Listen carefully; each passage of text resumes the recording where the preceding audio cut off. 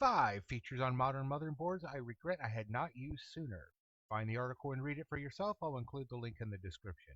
If you're an old tech, remember when everything on a motherboard was a jumper pin? Ah, I hated that. Number five, debug displays and LEDs on the motherboard. Yes, absolutely. That has saved me a whole lot of time. Number four, BIOS flashbacks. I don't do this one very often, but it's nice to have that capability if someone puts in the wrong BIOS to go back to the website, get the correct BIOS, and flash it back in.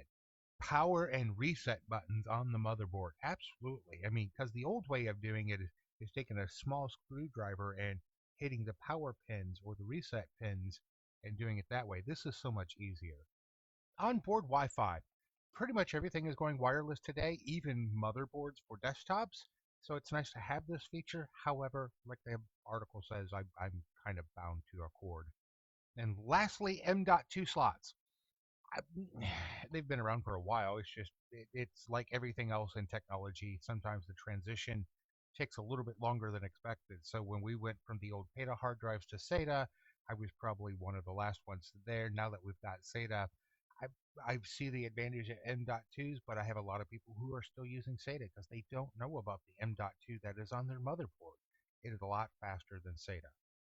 Now, all of these are great things that were added to motherboards, and they greatly speed up the repair process in working on computers.